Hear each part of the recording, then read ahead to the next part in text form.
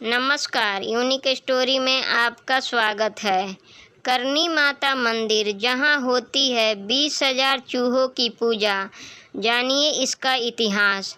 पौराणिक ग्रंथों के अनुसार हिंदू धर्म में 33 करोड़ देवी देवता माने गए हैं, जिनका पूजन भक्तों द्वारा अपने अपने ढंग से किया जाता है। हिंदू धर्म में हवा, पृथ्वी, जल, पशु पक्षी आदि को भी भगवान के रूप में पूजा जाता है तथा इनके मंदिर के बारे में भी आपने कई बार सुना होगा। एक ऐसा ही मंदिर है बीकानेर राजस्थान में, जो इन दिनों काफ़ी चर्चा में है देशनोक की करनी माता मंदिर, जो दुनिया भर में चूहों के एकमात्र मंदिर के नाम से भी प्रसिद्ध है। यह मंदिर उन 20,000 काले और कुछ सफ़ेद चूहों के लिए प्रसिद्ध है, जो इस मंदिर में रहते हैं और पूजनीय हैं। यहाँ चूहों को पवित्र माना जाता है और इन्हें कब्बा कहा जाता है। बहुत से लोग दूर दूर से इस मंदिर में चूहों के प्रति सम्मान व्यक्त करने और अपनी इच्छाओं को वास्तविकता के रूप में प्राप्त करने के लिए आते हैं। इसे 19वीं शताब्दी में महाराजा गंगा सिंह द्वारा बनवाया गया था। मुगल शैली में डिजाइन किए गए इस मंदिर को बनाने में संगमरमर के पत्थर का उपयोग किया गया है। क्या है मंदिर की रोचक कहानी? स्थानीय लोक कथाओं के अनुसार एक बार 20,000 सैनिकों की फौज किसी युद्ध से पीठ दिखाकर देशनोक गांव भाग आई। जब करनी माता को इस बात का पता चला कि ये सैनिक युद्ध में पीठ दिखाकर यहाँ आए हैं, तो माता ने उन सभी सैनिकों को दंड स्वरूप चूहों में बदल दिया। सैनिकों ने भी बदले में कृतज्ञता व्यक्त की और देवी से हमेशा उनकी सेवा करने का वादा किया। आपको सभी चूहों में से कुछ सफ़ेद चूहे भी मिल सकते हैं, जिनके बारे में माना जाता है कि वे स्वयं करनी माता और उनके 4 पुत्र हैं। एक अन्य किंवदंती कहती है कि एक बार करनी माता का सौतेला पुत्र लक्ष्मण पानी पीने के दौरान कोलायत तहसील के कपिल सरोवर नामक तालाब में डूब गया था। माता ने मृत्यु के देवता यम से उन्हें जीवनदान देने के लिए प्रार्थना की, जिसे यम ने पहले मना कर दिया और बाद में लक्ष्मण और माता के सभी नर बच्चों को चूहे के रूप में पुनः जन्म की अनुमति दी।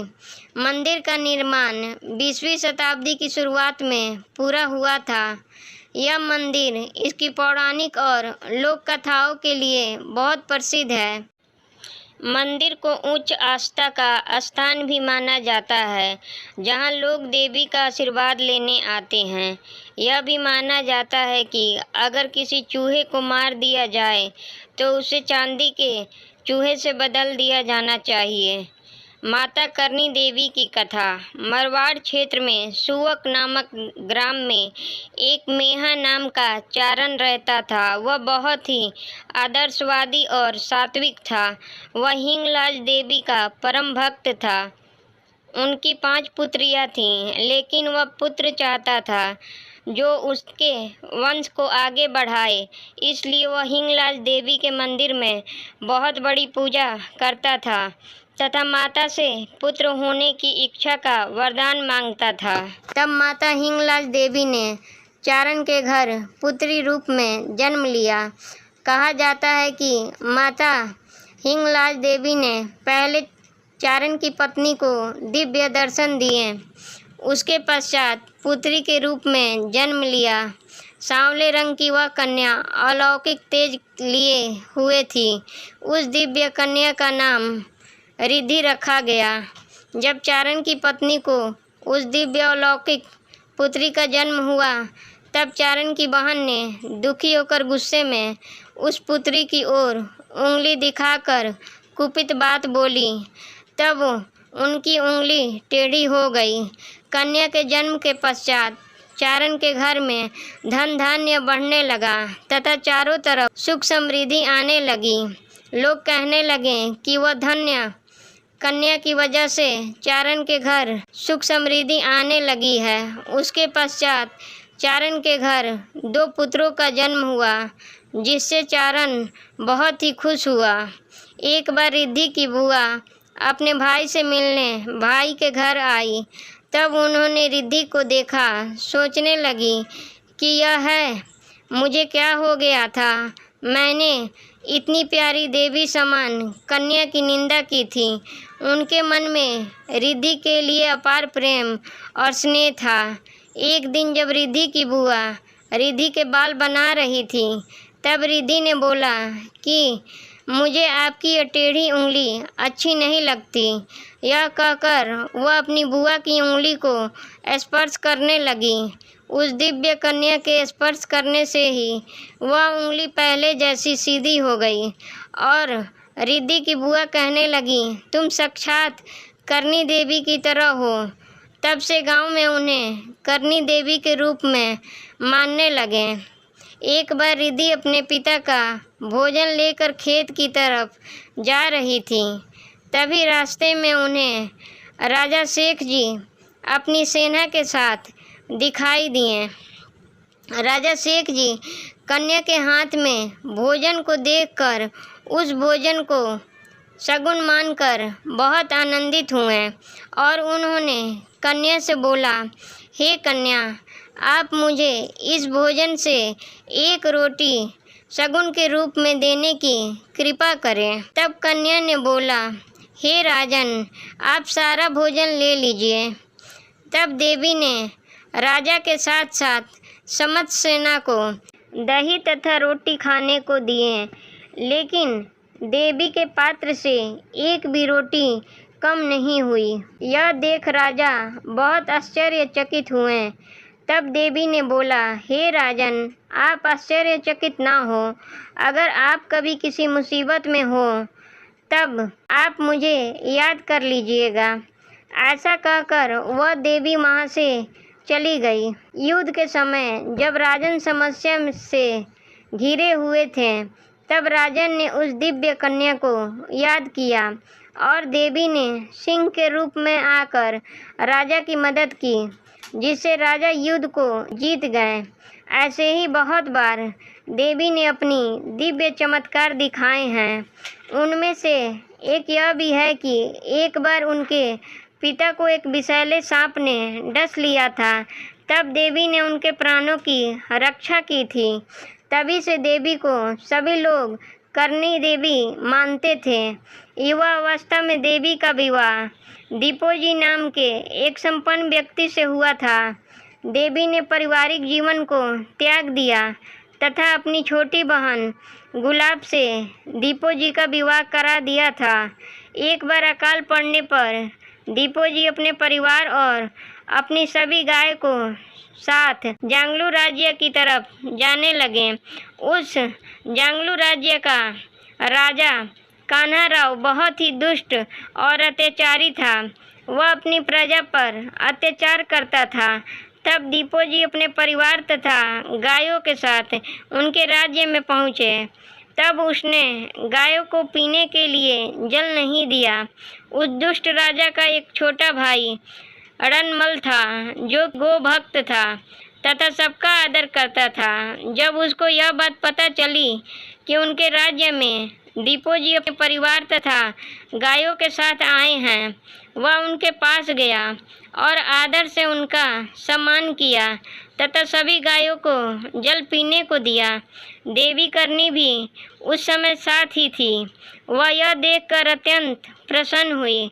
राजा को ने दुष्ट राजा कान्हा राव को सब बात बताई।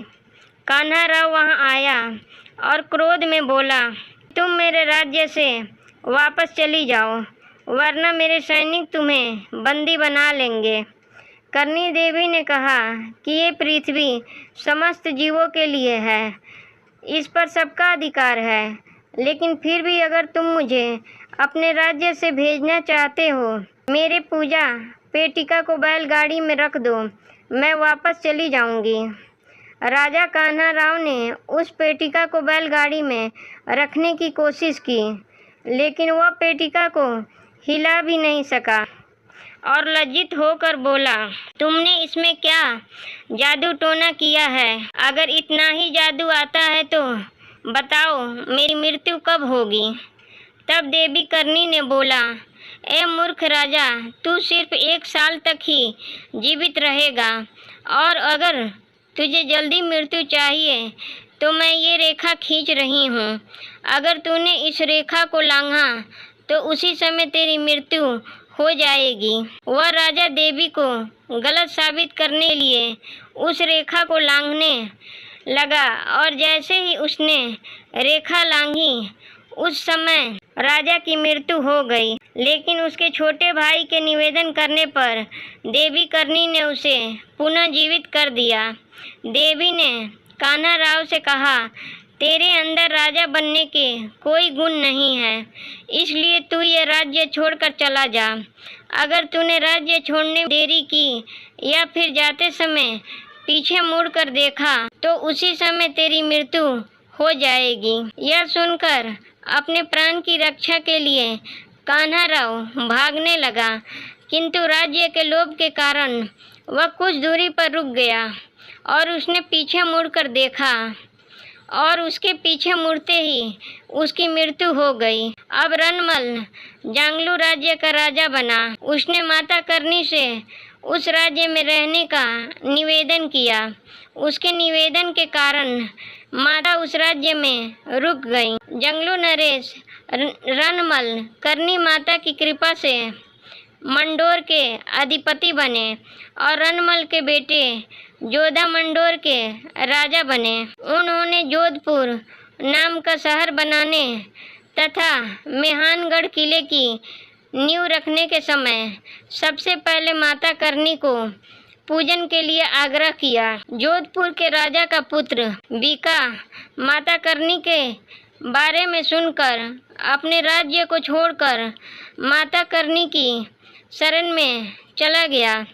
करनी माता ने बीका को आशीर्वाद दिया और उसके बाद बीका ने एक सुंदर राज्य बीकानेर बनवाया। करनी माता की कृपा से बीका और राव की कन्या का विवाह हुआ।